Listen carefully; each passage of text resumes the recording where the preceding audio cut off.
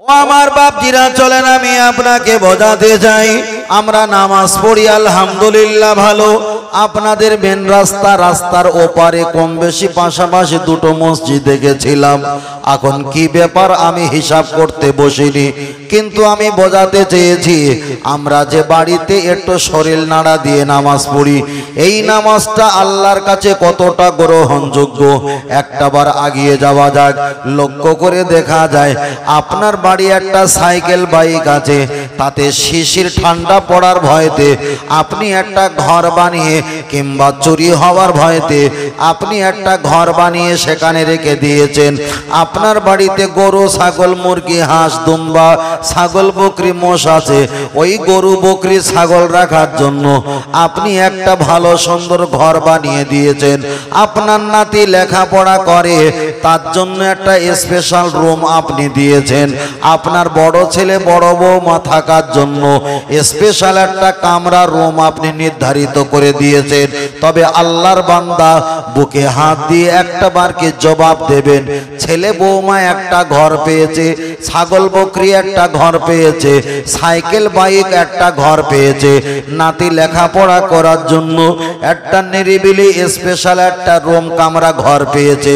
তোমার এত বড় ভিটে বাড়ি সম্পদ আমবাগান তেঁতুল বাগান, এত বাড়ি তোমার ঘর বাড়ি, কিন্তু এমন একটা ঘর কি তুমি পেলে না যে ঘরে বসে সুযোগ পেলে ছেলে মেয়ে বিয়ে বাচ্চা নাতি পোতা আওলাদকে একটু দূরে সরিয়ে আমি ওই ঘরে বসে আল্লাহর ইবাদত 5 মিনিটের জায়গা 10 মিনিট লাগিয়ে সময় দেব? করেছি।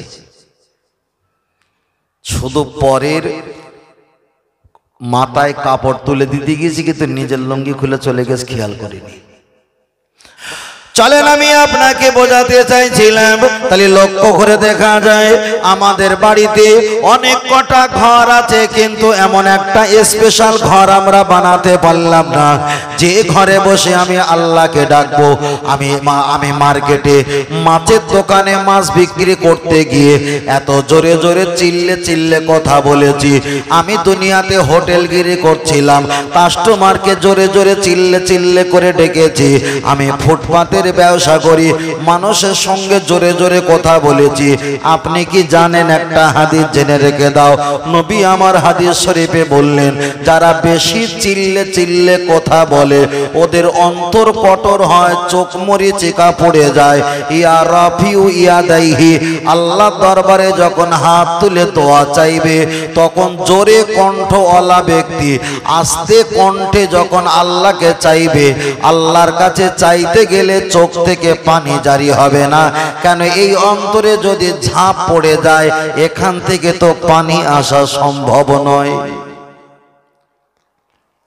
সবসময় চেষ্টা করবেন আস্তে কথা বলার জন্য, তাতে দুনিয়াও বোঝা থাকবে, পরকালও বোঝা থাকবে। আল্লাহ, চলেন আমি আপনাকে বোঝাতে চেয়েছি, লক্ষ্য করে দেখা যায় তাহলে একদিকে আমরা ইবাদত করি, শ্বশুর মশাই নামাজ পড়ছে, বৌমা বলছে আব্বাজি আপনি নামাজ পড়ে নেন, আমি ভাত খুলছি। ও শ্বশুর আব্বারা চাচাজিরা একটাবার হিসাব করে দেখেছেন, বৌমা যখন ভাতটা খুলছে আপনি নামাজ পড়ছেন, আপনি যদি মনে করেন আমি একটু দোয়াটা লম্বা করব, কেরাতটা বেশি বড় করব, তাহলে আপনার বৌমা তো ভাত খুলে দাঁড়িয়ে আছে, আপনার বৌমাকে কষ্ট দেওয়া হবে। আবার আপনি যদি তাড়াতাড়ি নামাজ পড়ো, এক হাত সেলাই করতে গিয়ে নিজের তো 4 হাত ছিঁড়ে যাবে। এটাই তো সমাজ চলছে। আগের কথা খেয়াল আছে, নিজের জন্য স্পেশাল একটা কামরা বানাও, তাহলে এই মুসিবত গুলো সামনে আসবে না।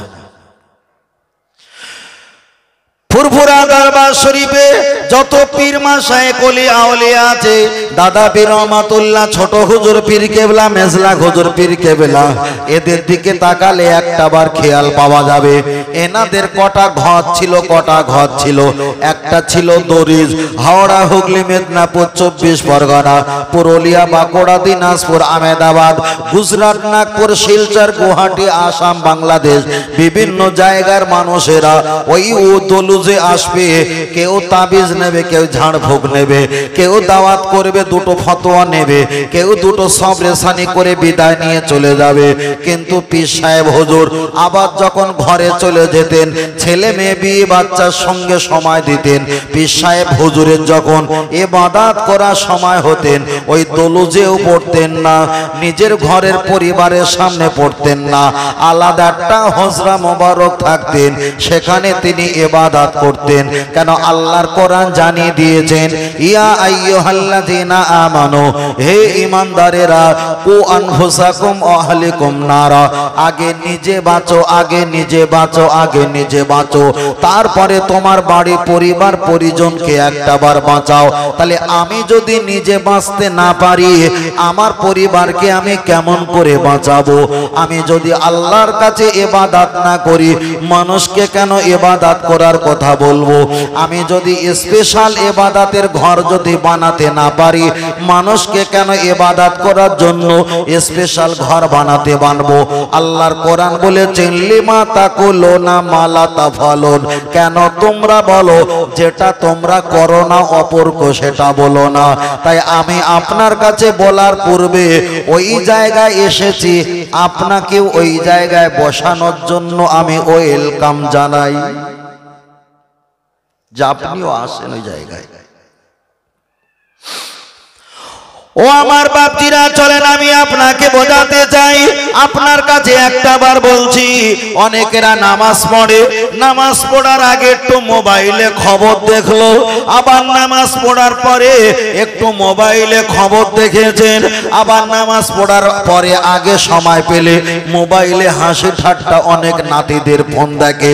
আপনি কি জানেন, এই চোখে পণ্য ভিডিও, এই চোখে যদি বিভিন্ন ছিনারি ছবি দেখা হয়, এই চোখে আল্লাহর জন্য আপনি কান্নাকাটি করবেন, গোনা মাপের জন্য চোখ থেকে পানি জারি হবে না। নবী আমার বললেন, তামাম জমিনে যত পানি আছে, আসমান দেখা যায়, খালের পানি, নদীর পানি, টিউবওয়েলের পানি, পুকুর পুষ্করের পানি, ওই পানিটা নিয়ে যদি কোনো ব্যক্তির কবরে চাপিয়ে দেওয়া হয়, মাপ হবে না। আটলান্টিক মহাসাগরের পানিটা নিয়ে যদি কবরে চাপিয়ে দেওয়া হয়, মাপ হবে না। জমজমের কূপের পানি, যে কুয়ায় 1 সেকেন্ডে 80,000 লিটার পানি উত্তোলন করা হয়, ওই পানিটা নিয়ে আব্বা মায়ের কবরে যদি ফেলে দেওয়া হয়, তাও কিন্তু মাপ হবে না। নবী বললেন, লা ইয়ালিজুন নারা বাকা মিন খাশিয়াতিল্লাহ, একটা বার যদি সন্তান আওলাদ তোমরা যদি চোখ থেকে এক ফোঁটা পানির দানা বার করতে পারো, তোমাদের পানির বরকতে আল্লাহ তোমার মুরব্বির কবরে আযাবকে মাফ করে দেবেন। সুম্মাস্তাগফারনি গফারতু লাকা ওয়ালা উমালি, আমার আল্লাহ তোমারও গুনাহকে মাফ করে দেবেন। বলুন সুবহানাল্লাহ। আল্লাহ আল্লাহ। তবে বলছি মুরব্বীরা, আমি আপনাদের দিকে তাকিয়ে বলছি, চলে যেতে হবে, বিদায় নিয়ে যেতে হবে। আমি ইন্তেকাল করলে এই জায়গায়, আমার জায়গায় অন্য একটা হুজুর আলেমকে বসিয়ে আপনারা বক্তব্য শুনবেন। ইমাম সাহেব হুজুর ইন্তেকাল হয়ে গেলে 1 মাস 10 দিনের ভিতরে নতুন ইমামকে ইন্টারভিউ পরীক্ষা নিয়ে আবার ইমামের জায়গায় পোস্টিং করে দেবেন। সমাজে দোকান মালিক যদি মারা যায়, নাতি বৌমা কিংবা নাতি ছেলেরা তারা দোকানের মালিক হয়ে দাঁড়িয়ে যাবে। আপনার জমি সম্পত্তি আছে, আপনি মারা গেলে আপনার সম্পত্তিগুলো আপনার ছেলের নামে, আত্মীয়র নামে লেখা হয়ে যাবে। আপনি মারা গেলে আপনার মোবাইলটা আপনার বড় নাতি দখল করবে, আপনার গাড়িগুলো বড় নাতি ছেলেরা দখল করবে। আপনার দোকান নেওয়া আছে, ইন্তেকাল হয়ে গেলে ওই দোকানদার মালিক আর একটা কাস্টমারকে সালামি দিয়ে দোকানটা দিয়ে দেবে। আপনি যদি মারা যাও, এই পৃথিবীর কোনো লাভ নেই, পৃথিবীর কোনো লস নেই, কিন্তু আল্লাহর কোরআন জানিয়ে দিয়েছেন পৃথিবীর জমিনে ওই ব্যক্তিরা সবচাইতে বড় গরিব। নবী আমার বললেন যারা দুনিয়া পেয়েছে কিন্তু যারা আখিরাতের জন্য কিছুই করতে পারল না, ওরাই হলো পরকালে সবচাইতে বড় গরিব। গরিব আল্লাহর নবী পরে বললেন দুনিয়াতে যারা নেকি কামিয়েছে পরকালে ওরাই হলো সবচাইতে বড় ধনী। আল্লাহর নবী পরে জানিয়েছেন ও আমার সাহাবায়ে কেরাম জেনে রেখে দাও, সেই জামানায় আখিরি জামানায় দেখতে পাওয়া যাবে ওরা বলবে আনা মুসলিমিন, আমি একজন মুসলমান, কিন্তু ওদের কাজকর্মে চলাফেরায় ওদের ঈমানটা চলে গেছে, কিন্তু আল্লাহর খাতায় ঈমানদার বলে খুঁজে পাওয়া যাবে না। তবে আল্লাহর নবী বললেন ওর ভিতরে যদি আমি রাসূল যেখানে ছেলের মায়া, যেখানে বিবি বাচ্চার মায়া, পাড়া পরিবার আত্মীয়দের মায়া, সময় সম্পত্তির মায়া একটা জায়গা আছে, ওই জায়গায় যদি সবচাইতে ছেলে মেয়ে বিয়ে বাচ্চা মেয়ে অলেদিহি অলাদিহি ছেলে মেয়ে বিয়ে বাচ্চার মোহব্বতের অপেক্ষায় আমাকে যদি একটু মোহব্বত করতে পারে, ওদের ভালোবাসার জায়গায় আমার ভালোবাসাটা যদি একটু বেশি দিতে পারে, ওই ব্যক্তিটা ইমানদার। ইমানদার আনা আউয়ালু শাফিন, তবে হাসরের ময়দানে তাকে শাফাআত করার জন্য, জান্নাতে দেওয়ার জন্য আমি রাসূল আমার প্রতি জিম্মাদারি দায়িত্ব এসে যাবে। জোরে বলেন সুবহানাল্লাহ। ফের বলছি ভাই, আপনার ছেলেকে হাফিজ মাওলানা মুফতি কারি মুহাদ্দিস বানাতে আমি একবারও বলবো না। আপনার ছেলে 10 বছর লেখাপড়া করেছে, 25 বছর লেখাপড়া করেছে, ইমাম সাহেব হুজুর মাওলানা সাহেব হুজুরের কাছে 6টা মাস ছুটির টাইমে 6টা মাস সময় দাও, 3টে মাস সময় দাও, একটু কোরআন পড়ুক, একটু জানাজা নামাজটা পড়া শিখুক, ঈদের নামাজটা পড়া শিখুক, কোরআন পড়াটা শিখুক, আব্বা মার জন্য দোয়া করাটা শিখুক, এটাই তো সবচেয়ে বড় কল্যাণ। আল্লাহ খুব সমস্যা, বিভিন্ন প্রতিনিয়ত এক জেলা থেকে আর এক জেলায় যায়, ঘুরে দেখছি কল্যাণ খুঁজে পাওয়া যায় না, খুবই কঠিন পর্যায়ে। মাঝে মাঝে মনে হয় কি জানেন, মাঝে মাঝে মনে হয় সব যা আছে সব লাইন পুরো বন্ধ করে দেই, দিয়ে একটু নিজের জন্য ভাবি। কেন আমরা যদি 60 বছর বাঁচি, হয়ে গেছে 36-37 বছর, এখন 60 বছর 2 দিন যদি ভাগ করি, এখন একদিন চলে গেছে আমাদের, বাকি আছে আর একদিন। কারোর আছে বিকাল, কেউ হয়ে গেছে দুপুর 1টা, কেউ হয়ে গেছে 4:30। মাগরিবের আজান সন্ধে আসলো ভাব কি করেছি জীবনে, কিছুই নেই। আল্লাহ ও আমার বাপজির, আমি আপনাকে বোঝাতে চাই আল্লাহ নবী জানিয়েছেন সবচাইতে বড় ইবাদত সেটা হলো নামাজ। আপনাকে নামাজ পড়তে হবে। আল্লাহ নবী হাদিস শরীফে বললেন আফদালুল ইবাদাত ইবাদাতি সালাত, সবচাইতে বড় ইবাদত সেটা হলো নামাজ। আপনাকে নামাজ পড়তে হবে, ইবাদত করতে হবে। তার একটাই কারণ হলো পৃথিবীর জমিনে নবীদের দিকে তাকাও, পীর ওলিদের দিকে তাকাও, সাহাবা আজমাইনদের দিকে তাকাও, ওনাদের নামাজ কাজা ছিল না। যদিও কাজা হয়ে যায়, নামাজটা তারা পড়েছিল, কিন্তু আমাদের সমাজে অনেকে 70 বছর 65 বছর 60 বছর 40 বছর হয়ে গেছে, নামাজ পড়ার চিন্তা আমাদের নাই। তবে আপনার কাছে বলছি বাবা, আল্লাহর নবী আমাদের জন্য এত সহজ সিস্টেম করে দিয়েছে। আপনার যদি টাকা না থাকে হজ করা দরকার নাই, আপনার টাকা নাই ফিতরা দেওয়ার প্রয়োজন নাই, আপনার টাকা নাই যাকাত দেওয়ার প্রয়োজন নাই, আপনার টাকা নাই কুরবানি দেওয়ার প্রয়োজন নাই, আপনার টাকা নাই ফিতরা দেওয়ার প্রয়োজন নাই। আপনি ফিতরার মাল যাকাতের মাল গরিব হলে আপনি নিতে পারেন, এগুলো আপনার দেওয়ার প্রয়োজন নাই। তবে জেনে রেখে দাও, পৃথিবীর জমিনে যতদিন বেঁচে আছেন, টাকা থাকুক আর নাই থাকুক, একটা পীরের ছেলে তার প্রতি নামাজ যতটা ফরজ, আপনার প্রতি ততটা নামাজ ফরজ, আমার প্রতি যতটা নামাজ ফরজ, একটা ভ্যান চালক তার প্রতি ততটাই নামাজ পড়া ফরজ। আপনাকে নামাজ পড়তে হবে। আগিয়ে চলে যাওয়া যাক। আপনার যদি শরীরটা সুস্থ থাকে আপনি দাঁড়িয়ে নামাজ পড়তে পারেন, আপনার শরীরটা যদি অসুস্থ হয় আপনি বসে নামাজ পড়তে পারেন, আপনার যদি শরীরটা ক্লান্ত হয় আপনি পা গুটিয়ে নামাজ পড়েন। পা গুটালে পা ভাঙা কিংবা বেঁকা কিংবা প্যারালাইসিস কিংবা শিরটান, আপনার পা গুটালে যদি যন্ত্রণা বোধ হয়, ফুরফুরা দাদা পীর রহমাতুল্লাহ আলাইহির অনুমোদিত বসিরাট আল্লামা হুজুর বলেছেন, আল্লাহর কাবার দিকে পাটা লম্বা করে দাও। যে কাবার দিকে হরিকতি আমলকি বয়রা অর্জুন কালমেঘ রজনী বিমাল তুলসী শেখর শান্তি মুসাফি দিলবাদ চুটকি রাকেশ খৈনি, এমনি করে আল্লাহর কাবার দিকে থুতু ফেলা হারাম চলবে না। ওই কাবার দিকে বসিরাট আল্লামা হুজুর বললেন, পাটা লম্বা করে দিয়ে নামাজ পড়ো। উজু করলে শরীরের রোগ যদি আরো বেশি বেড়ে যায় তুমি তায়াম্মুম করে নাও। সেজদা দিলে মাথার যন্ত্রণা যদি বাড়ে ইয়া রাফিউ ইয়াদাইহি, দুটো হাত উঁচু করে ওই হাতটার উপরে মাটি হিসাবে সেজদা দাও। তাও যদি ঝোঁকাতে না পারো তুমি ইশারা ইশারা সেজদা দাও।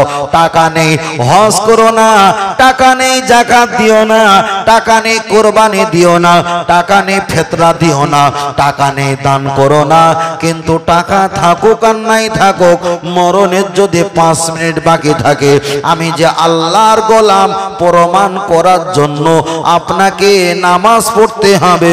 কেন নবী বলেছেন আসসালাতু মিরাজুল মুমিনিন, নামাজটাই হলো ঈমানদারের জন্য আল্লাহ পাকের দিদার দিদার দিদার। জোরে বলেন সুবহানাল্লাহ। পড়তে হবে। এবার যদি বলেন হুজুর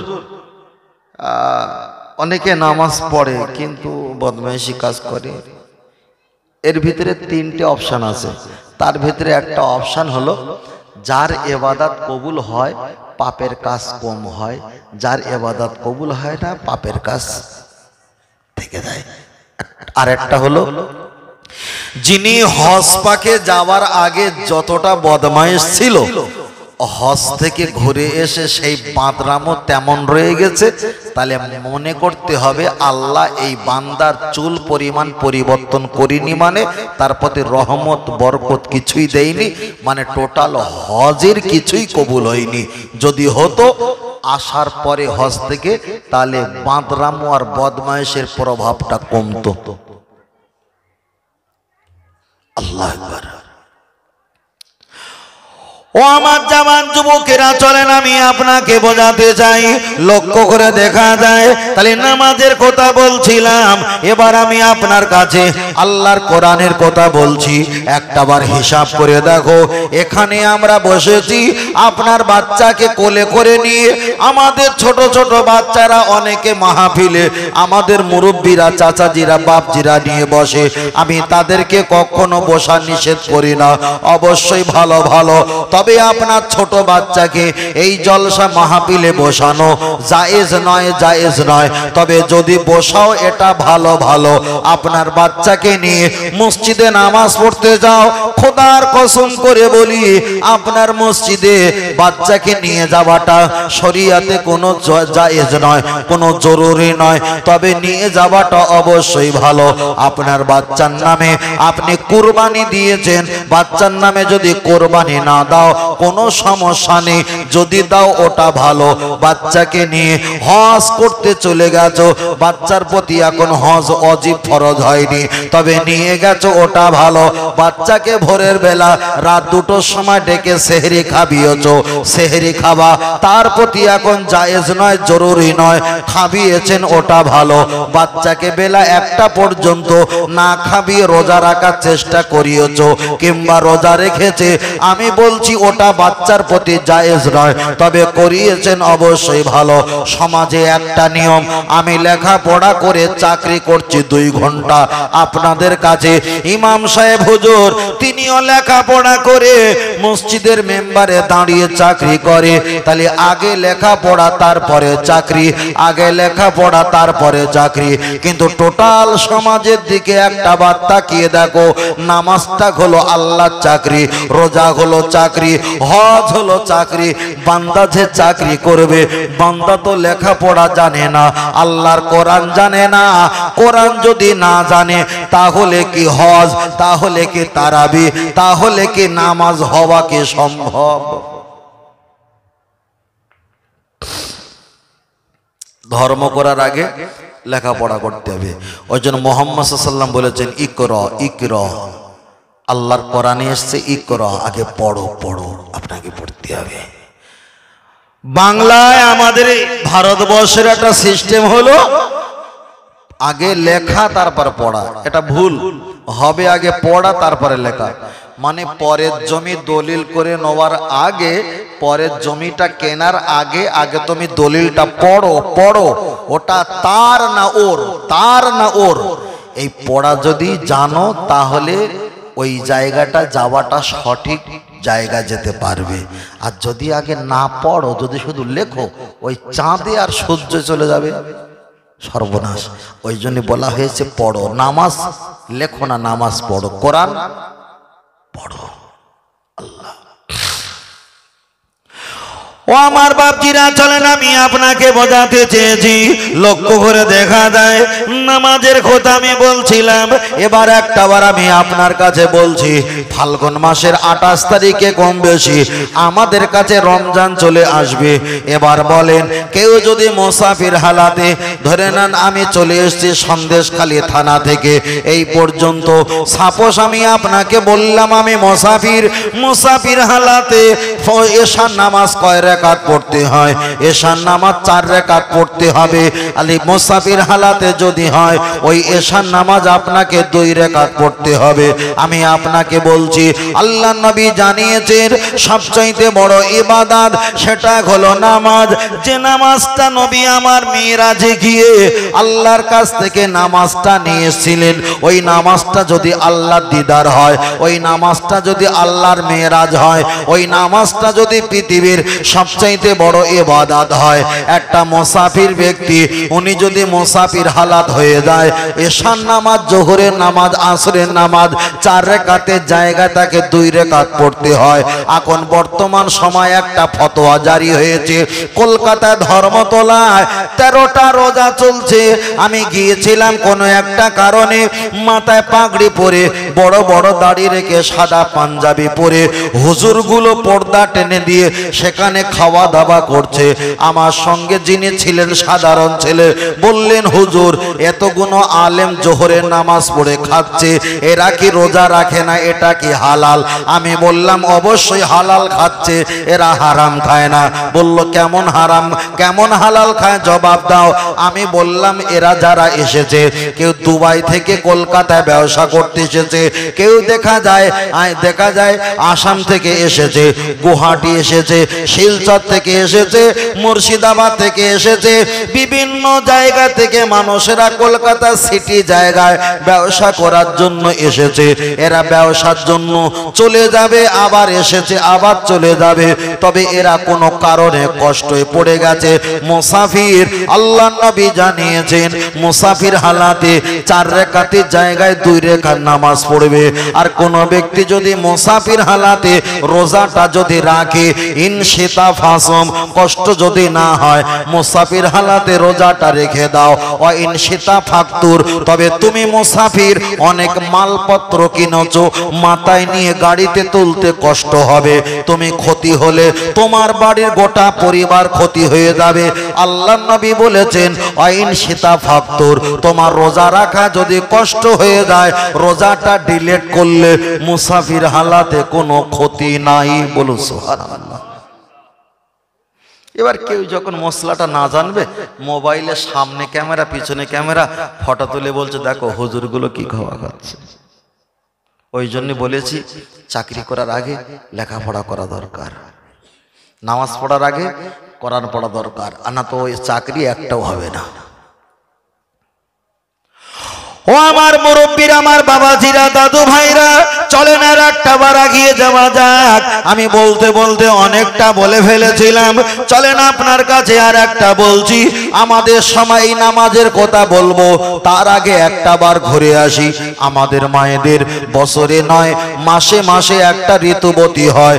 ঋতুবতী হওয়ার কারণে রোজা পাক আর রোজা ইফতার খুলতে বাকি আছে মাত্র 5 মিনিট কিংবা 10 মিনিট। হঠাৎ করে তাদের ঋতুবতীর অপশনটা চলে আসে, মনটা বড় খারাপ লাগে। কিছু করার নেই, আল্লাহ যাতে রাজি, বান্দা বান্দি ফারেস্তা নবী আম্বিয়া তাতে রাজি হওয়া ইমানি কাজ। লক্ষ্য করে দেখা যায় মায়েদের যদি এমন যদি সমস্যা হয়, ওরা কোরআন পড়তে পারবে না, ওরা নামাজ পড়তে পারবে না, ওরা রোজা রাখতে পারবে না। তবে কোন কোন ঐতিহাসিকরা বলেছেন যদি একটা মহিলা শিক্ষিকা হয়, বাচ্চাদের যদি কোরআন পড়ানো শিক্ষিকা হয়, আল্লাহর কোরআনে হাত দিতে পারবে না। বেসিনজের বিস মিম লামজের মিল লাম খড় যাবাল্লাহ হে রজের হির রহে যাবার র মিম খড় যাবার মা নুন রজের নির র যাবার র হে याजरी मीम जरमी बिस्मिल्लाहिर रहमानिर रहीम अल्लाह के नाम से शुरू करता हो जो बड़ा मेहरबान निहात रहम वाला है। এই বাচ্চাদের পড়ানোর জন্য নাপাক হালাতে বিসমিল্লাহির রহমানির রহিম টোটাল আয়াতটা টানা বলতে পারবে না, বানান করে বলে দিতে পারবে। কিন্তু হানাফি মাযহাবের মাসলা হলো আল্লাহর কোরআন জানিয়ে দিয়েছে লা ইয়ামাসসুহু ইল্লাল মুতাহহারুন, অপবিত্র অবস্থায় আল্লাহর কোরআন স্পষ্ট করা যাবে না। তবে জেনে রেখে দাও, আপনার ওযু নাই আপনি ওয়াজ করতে পারেন, আপনার ওযু নাই আপনি ওয়াজ শুনতে পারেন, আপনার ওযু নাই মসজিদে আজান দিতে পারেন। তবে আগামী কাল একথা বলবেন না সুন্দরবনের হুজুর বলে গেছে বিনা ওযুতে আজান দিতে হবে, বিনা ওযুতে ওয়াজ শুনতে হবে, এটা আমি বলছি না। আপনার যদি ওযু না থাকে ওয়াজ নসিহত করতে পারেন, আপনার ওযু নাই মসজিদে আজান দিতে পারেন, আপনার ওযু নাই আপনি কবর জিয়ারত করতে পারেন, আপনার ওযু নাই ছাগল বকরি দুম্বা মহিষ জবাই করতে পারেন, আপনার ওযু নাই সালামে কিয়াম পড়তে পারেন, আপনার ওযু নাই আপনি কলেমা জিকির করতে পারেন, আপনার ওযু নাই আপনি তাবিজ লিখতে পারেন, আপনার ওযু নাই সেহরি খেতে পারেন, আপনার ওযু নাই ইফতার খেতে পারেন, আপনার ওযু নাই মানুষকে সালাম দিতে পারেন। কিন্তু আপনার ওযু যদি না থাকে আল্লাহর কোরআন তেলাওয়াত করতে পারবে। আল্লাহর নবী জানিয়েছে মান কোরআল কোরআনা হারফান ফালাহু আশরু হাসানা, একটা করে কোরআনের অক্ষর পাঠ করলে 10টা করে নেকি হয়। তাহলে পৃথিবীর জমিনে 99% কিংবা 90% বিনা ওযুতে ইবাদত করা যেতে পারে, কিন্তু সবচাইতে বড় ইবাদত ওযু থাকা সত্ত্বেও যদি একটু সন্দেহ হয়। হানাফির মাসলা হলো সন্দেহযুক্ত ওযু নিয়ে নামাজ পড়া যাবে না। ঐতিহাসিকরা বর্ণনা করেছেন কেউ যদি বিনা ওযুতে নামাজ পড়ে নামাজকে অপমান করা হয়, এই উদ্দেশ্য যদি থাকে বিনা ওযুতে নামাজ পড়লে বেঈমান আর কাফের হয়ে যায়। সমাজের দিকে একটা বার তাকিয়ে দেখো, কি আমার চাচিরা, কি আমার ভাবিরা, কি আমার যুবক ছেলেরা নামাজ পড়ে না দূরের কথা, রোজা রাখে না ওটা আমি ছেড়ে দিলাম, উজু করতে পারে না এটাও আমি ছেড়ে দিলাম।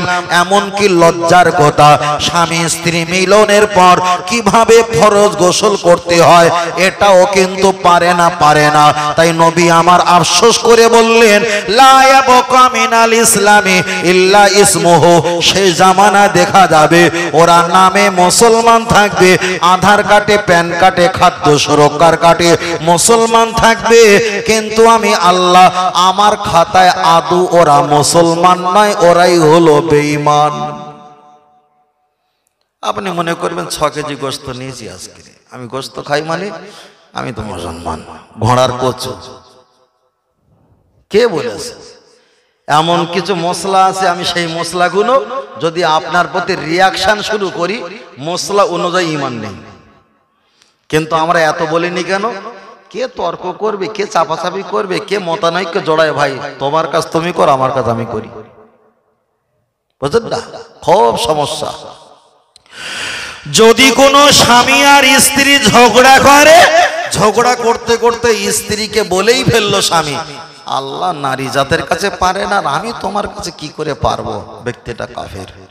ইন্নাল্লাহ আলা কুল্লি শাইইন কাদির, আল্লাহ সর্ব শক্তিমান। একদিকে বলি আল্লাহু আকবার, जिसका मतलब ऐसी है আল্লাহ সবচেয়ে বড়, আল্লাহ সবচেয়ে মহান, সবচেয়ে বড়। আমরা বড় বলি কোন দিক দিয়ে? আল্লাহ শক্তির দিক দিয়ে, হুকুমের দিক দিয়ে, পাওয়ারের দিক দিয়ে বড়। অপর হাদিসে এসে আল্লাহর কুদরতি পা যদি 7 তবক আসমান জমিনে রাখা হয়, একটা নারী গরুর খোঁটা যেমন পা দিয়ে মাটির তলায় ঢুকিয়ে দিতে পারে, আল্লাহর কাছে আসমান আর জমিন পায়ের কাছে এতটা খোঁটার মতো। কোন কোন তাফসীরে এসেছে আসমান আর জমিন আল্লাহর কুদরতি হাতের 2 আঙ্গুলের মাথায় মোটরের দানা মতো চাইলে ডোলে টিপে গুঁড়ো করে দিতে পারে। এই জন্য বলি আল্লাহু আকবার, আল্লাহ শক্তির দিক দিয়ে মহান, আল্লাহ হলো সর্বকালের জন্য মহান। বলো সুবহানাল্লাহ। বক্তব্য করবো কার কাছে? সমাজে লোক পাইনি, ওই জন্য ভেলিগুড়ের পানি বেশিরভাগ দেওয়া হয়। রোগীও মরে না, রোগীর রোগও পরিবর্তন হয় না, ব্যবসাটা আজীবন চলে। হয়তো ছেলেরা বলে হুজুররা বক্তব্য করে না, ওই তো বাবা, তোমার মতন কাস্টমার পাইনি বলে তো 2 নাম্বার মাল তুলি। ভালো কাস্টমার থাকলে ব্র্যান্ডেড মাল দেই। কথা বুঝতে পেরেছেন? ভালো কাস্টমার থাকে না বলে ওই যে মালগুলো চলছে মার্কেটে সবাই পরে, সেই মালগুলো দেওয়া হয়। এটাই সবচেয়ে ব্যাপার। আল্লাহ আল্লাহ আমাদেরকে কবুল করেন, বলুন আল্লাহুম্মা।